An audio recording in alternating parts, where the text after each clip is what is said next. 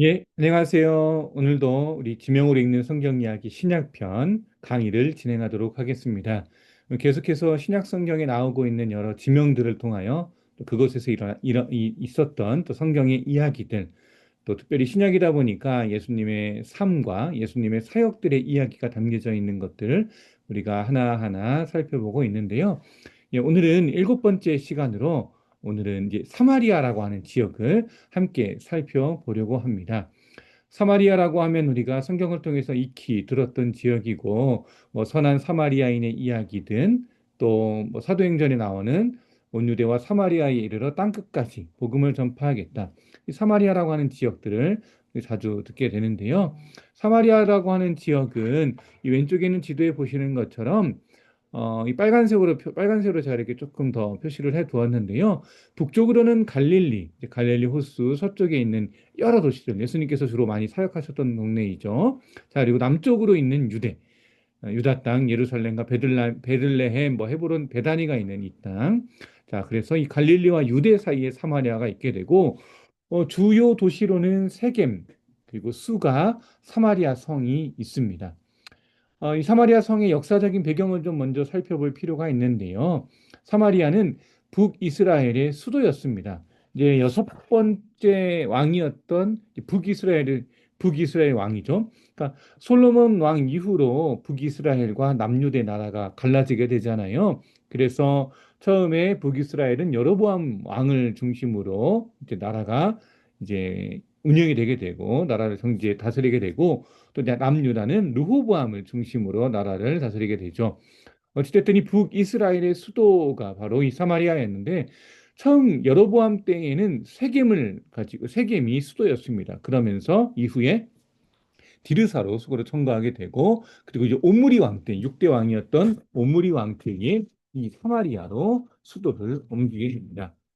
자, 그런데 이 사마리아 성을 중심으로, 사마리아 지역을 중심으로 또 여러 북이스라엘의 또 뭐 정치적인 사건들도 있었고 전쟁도 있었고 또 남유다와의 관계며 여러 문제들이 있었지만 결국 북이스라엘은 BC 722년에 아수르라는 강대국, 아수르라는 당시에 가장 강한 나라였던 아수르에 의해서 멸망을 당하게 됩니다. 그리고 아수르에 의해서 당한 이후로는 이방 민족과의 혼혈이 계속해서 이루어지게 되거든요. 이게 뭐 성경적으로도 열왕기 하에 17장 보면 이 17장 말씀에서 이것들이 자세히 기록되어져 있습니다. 사실 그 이전에도 뭐 때라든지 이제 이세벨 여왕이었죠. 그때에도 이미 수많은 다른 민족들로부터 문화를 받아들이고 또 이방 신들을 받아들임으로 인해서 북이스라엘이 또 정통이라는 그 이스라엘의 정통이라는 것들을 다 잃어버리게 되었었는데 이제 나라가 멸망당한 이후로는 이 지역이 더더욱 이제 혼혈이 되고 이방의 여러 문화들과 민족들이 함께하게 되었다. 그래서 이런 모습들을 보면서 오히려 남유다 사람들은 이제 순수성을 잃은 민족이다라고 이제 멸시를 하게 되었고 그러한 이 사마리아라는 지역에 대한 멸시가 이후로도 계속 이어져 왔습니다. 결국 또 사마리아에 살던 사람들 또한 자신들이 멸시당하고 어떤 경멸의 대상인 것들을 알게 되다 보니까 결국에 나중에는 어떠한 일들이 일어나냐면 물론 이 당시에도 이제 또 이 사건으로 인해서 더더욱 이런 현상이 심해지기는 했거든요. 그리심산에 자신들만의 성소를 세워서 예배를 드리게 되었어요. 이러므로 인해서 남유다, 특별히 이제 남유다 또 이제 유대에 살고 있는 사람들과의 어떤 정서적인 거리감이나 또 종교적인 색깔들 여러 문제들이 더 멀어지게 되는 결과를 낳게 되었다. 어, 이제 왼쪽 이제 위에 있는 이 지도 또 이 사진을 보시면요. 이 위에 있는 산, 이게 에발산이거든요. 성경에 나오는. 저 그리고 아까 전에도 말했던 이 그리심산. 이제 그리고 이 사이에 그리심산과 에발산 사이에 있는 도시가 바로 이 세겜, 뭐 거의 수가성과 비슷하게 이제 위치하고 있는 것으로 보고 있거든요. 자, 그렇다면 이 세겜이라고 하는 땅은 현재의 나블루스라고 하는 도시인데요. 이곳이 어떤 곳이냐? 구약 성경에서 보면 제일 먼저 등장하는 것이 바로 아브라함이 하나님의 부르심을 따라서 갈대아 우르에서 나와서 이제 이 가나안 땅 이스라엘 지역으로 오게 되잖아요. 그런데 갈대아 우르에서 나와서 가장 먼저 제단을 쌓은 곳으로 창세기 13장에 아마 기록이 되어 있죠. 갈대아우르에서 나와서 가장 먼저 제단을 쌓은 곳이 바로 이 세겜 땅이었다. 자, 그리고 야곱이 정착을 하고 땅을 산 곳이 바로 이 세겜이었다. 바로 세겜이라고 하는 지역이었거든요. 그래서 이것 또한 뭐 잘 아시다시피 창세기 33장, 37장에 기록되어져 있고요. 자, 그리고 애굽에서 총리로 지내면서 살고 있었던 요셉이 결국 본인도 여기에 묻히길 원해서 애굽에서 이장된 요셉의 시신이 안치된 곳, 묘사 24장에 기록되어져 있죠. 바로 이 세겜 땅이다라는 것, 이걸 보시면 되겠습니다. 자, 그리고 이제 오른쪽 아래에 있는 이 사진은요, 이제 그리심산 정상에 있는 팔각 예배당입니다. 예, 이게 비잔틴 제국 시대에 이미 여기에 아까 전에도 말씀드렸지만 이곳에 그리심산에 본인들만의 또한 성소를 만들어서 이제 예배를 드렸었는데, 이제 그걸 바탕으로 해서 비잔틴 시대에는 여기에 팔각 예배당과 이제 제단을 또다시 건축을 하게 되었고, 또 이렇게 우리가 사진으로 이 모습을 볼 수 있게 됩니다. 또 사마리아 사람들, 특히 이 사람들은 어, 잘 아시듯이 그 모세가 이삭을 제물로 바쳤던 산이 이제 모리아 산이 아니라 바로 이 그리심 산이라고 생각을 해요. 그래서 모든 어떤 성스러운 곳, 또 축복의 산, 이제 모든 하나님께서 또 은혜를 베풀어 주신 곳이 바로 이 그리심 산이다라고 여기고 있습니다. 자, 그렇다면 이 사마리아에 대한 이 지역, 사마리아 지역에 대한 내용으로 오늘 살펴볼 본문은 성경의 내용은 바로 요한복음 4장의 이야기입니다. 요한복음 4장 그러면 우리가 또 너무나도 잘 알고 있는 말씀이죠. 바로 사마리아 여인, 울뭇가의 여인과 함께 대화를 나누시고 또 바로 그 여인에게 하나님께서 영원히 목마르지 않는 또 생수를 주겠다. 내가 바로 곧 그 생수다라고 말씀하신 유명한 성경 이야기이죠. 요한복음 4장 우리 현장 강의에서는 말씀을 한 구절 한 구절 서로 교독을 하면서 좀 자세히 살펴보았는데, 우선 우리 영상으로 보시는 분들은 요한복음 4장을 좀 펴시고 좀 살펴보시면 좋을 것 같고요. 왼쪽에 이 지도를 한번 좀 살펴보시면 좋을 것 같아요. 자, 맨 위에 이제 아까 전에 우리가 잘들 보고 있는 이제 갈릴리 호수, 밑으로는 사해, 또 이 사이로 이제 요단강이 흐르고 있죠. 대부분 이때 당시의 사람들에게 있어서 이 유다 지역에서 갈릴리 지역으로 가기 위해서는 가장 빠른 길은 이 사마리아 지역으로 그냥 통과하면 가장 좋겠지만, 당시대에는 이 사마리아 지역에 대한 편견과 또 좋지 않은 인식이 있었기 때문에 굳이 이곳으로 가지 않고 유대인들은 일상적으로 어떻게 갈릴리 지역을 갔느냐, 요단강을 건너서 바로 이 베레아 지역 또 대가벌리 지역, 바로 요단강 동편 쪽으로 쭉 올라가서 다시금 요단강을 건넌다든지 갈릴리 호수 오른쪽 이쪽 이쪽 지역으로 가게 되거든요. 이게 이제 유대인들의 통상적인 통행로였습니다. 그런데 오늘 예수님께서는 이 유대 지역에 예루살렘에 계시다가 갈릴리 지역으로 다시금 올라가시면서 굳이 사마리아 지역을 지나려고 이제 마음 먹으셨고 또 그렇게 진행을 하셨거든요. 요한복음 4장 4절을 보면 이렇게 되어 있습니다. 내가 사마리아를 통과하여야 하겠는지라. 이미 그렇게 하시겠다라고 결정하시고 또 그렇게 준비하시고 진행하셨다라는 것을 볼 수가 있거든요. 자, 그래서 여인을 또 이 편견을 거부하고 목마른 이를 직접 찾아가시는 예수님, 이미 모든 사역을 계획하고 계시는 예수님의 모습을 좀 우리가 볼 수 있겠고요. 특별히 이 여인의 대화를 통해서 살펴볼 수 있는 건 바로 영혼의 목마름이라는 주제입니다. 우리 요한복음 4장 13절, 14절 말씀을 같이 한번 볼까요? 먼저 제가 한번 읽어드리면, 예수께서 대답하여 이르시되 이 물을 마시는 자마다 다시 마르려니와 내가 주는 물을 마시는 자는 영원히 목마르지 아니하리니 내가 주는 물은 그 속에서 영생하도록 솟아나는 샘물이 되리라. 예수님께서 말씀하시기를 내가 주는 물은 그 속에서 영생할 것이다. 영생하도록 솟아나는 샘물이 될 것이다. 라고 말씀하고 있습니다. 우물가에서 그 물을 한 바가지라고 그럴까요? 예, 그 물을 기르러 왔을 때 그 물을 떠달라고 했던 예수님의 요청에 의해서 물을 주었던 사마리아 여인이 그 물을 예수님께 건네면서 대화가 오고 가잖아요. 그런데 이 그 물을 봤을 때 예수님께서 이 물을 마시는 자는 다시 곧 목이 마르겠지만 내가 주는 영혼의 생수는 결코 목마르지 아니할 것이다라고 이 내용과 함께 비유를 들어서 말씀하고 있습니다. 사실 이러한 뜻은 성경에서도 이미 구약 성경에서도 많이 이러한 비슷한 내용으로 인용이 되었고 비유가 되었거든요. 예레미야 2장 13절에 보면 내 백성이 두 가지 앙을 행하였나니 곧 그들이 생수의 근원 되는 나를 버린 것과 바로 생수의 근원이 된다. 어떤 이 물의 근원이 된다. 원천이 된다라고 하나님께서도 말씀하셨다라는 걸 우리가 좀 살펴볼 수가 있습니다.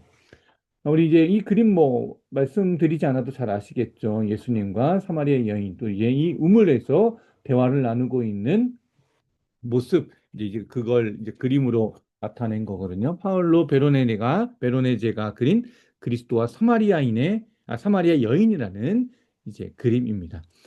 하나님의 선물과 생수라고 이렇게 기록되어져 있는데요.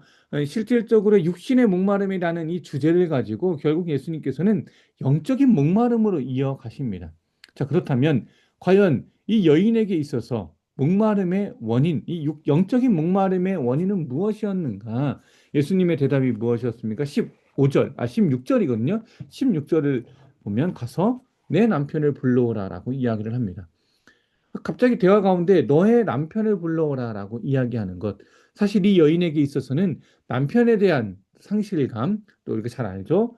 여기 성경에 대한 내용을 우리가 잘 알고 있잖아요. 이 여인이 남편을 데리고 오라라고 했을 때 뭐라고 합니까? 그리고 예수님께서도 이미 알잖아요. 그래, 너의 남편을 불러오라고 하는 말. 그 말을 했을 때 여인은 저에게는 남편이 없습니다. 그랬더니 그래, 내 남편이 없다라고 하는 말이 옳도다. 너에게 남편이 다섯이 있었고, 또 지금 있는 자도 사실상 내 남편이 아니지 않느냐라고 예수님께서 대답하시죠.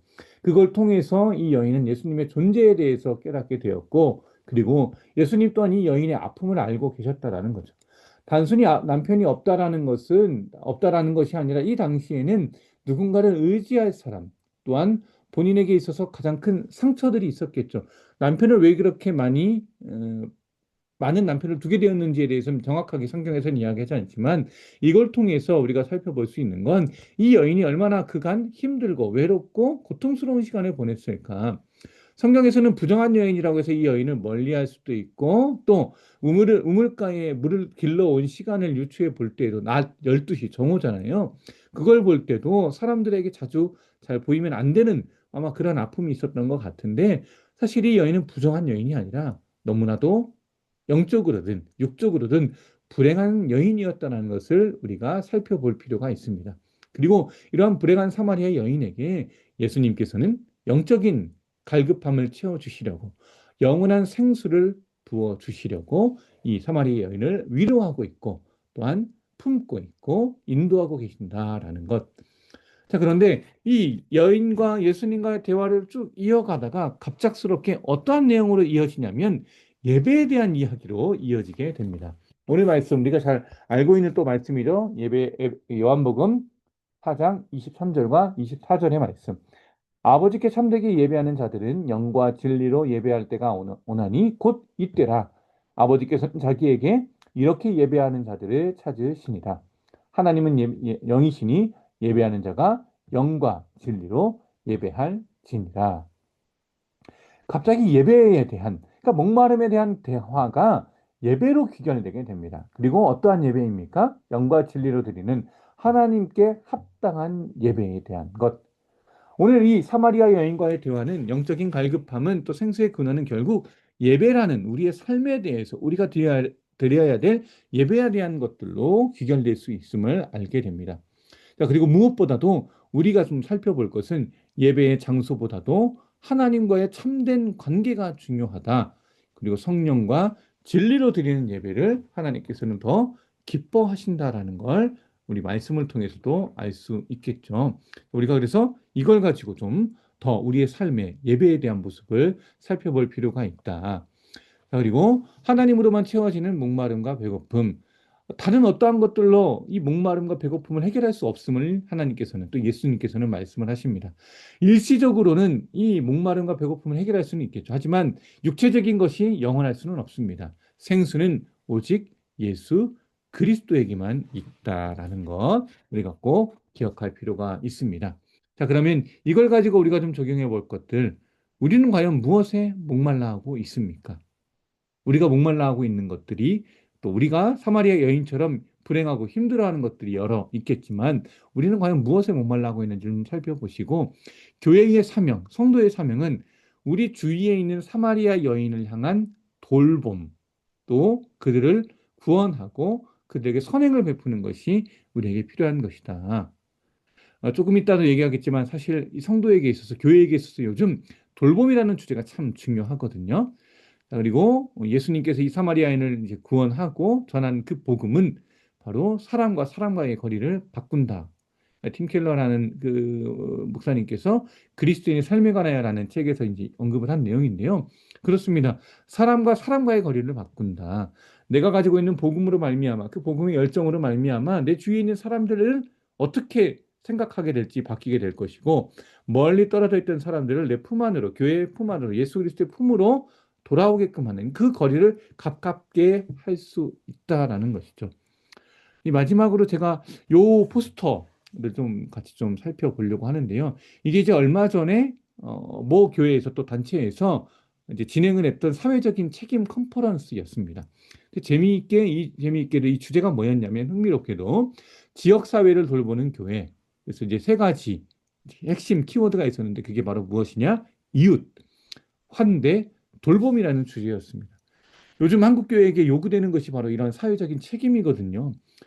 선한 사마리아인의 그러한 선행과 자비와 같이 우리가 내가 어떠한 모습인 것을 떠나서 내가 성도라면, 내가 예수님의 자녀라면 우리의 이웃들을 좀 살펴볼 필요가 있지 않나. 그래서 이 지역사회를 돌보는 교회로서 계속 공적인 우리 사명들을 다 해야 되고, 그러기 위해서는 우리 이웃들을 좀 살펴야 되고, 어딘제나 어디서나 그들을 환영하고 환대할 수 있는 우리가 되어야 된다. 그리고 일시적인 환대에서 끝나는 것이 아니라 지속적으로 그들을 영적으로, 또 필요하다면 또 육적으로 그들을 돌보는 것이 바로 교회의 역할이다라고 하는 것. 물론 우리 도림교회는 너무나도 이 사역들을, 이 지역사회를 돌보는 것으로 너무나도 유명하고 정말 좋은 모습, 모델, 본이 되고 있는 모습을 보여주고 있는데요. 우리도 우리 교회의 모습을 좀 기억하면서 이웃, 환대, 돌봄이라는 이 주제들을 좀 생각해 보았으면 좋겠다라고 오늘 강의를 준비하면서 저도 이런 생각을 하게 되었습니다. 예, 오늘 이 사마리아라고 하는 지역을 통해서 우리 요한복음 4장의 내용도 이렇게 같이 한번 살펴보았고요. 예, 짧지만 오늘의 내용이 또 우리에게 유익이 되고 또 깊은 또 삶의 또 인도가 되고 또 영적인 묵상이 될 수 있었으면 좋겠습니다. 예, 오늘 강의는 이것으로 마치도록 하겠습니다. 감사합니다. 수고하셨습니다.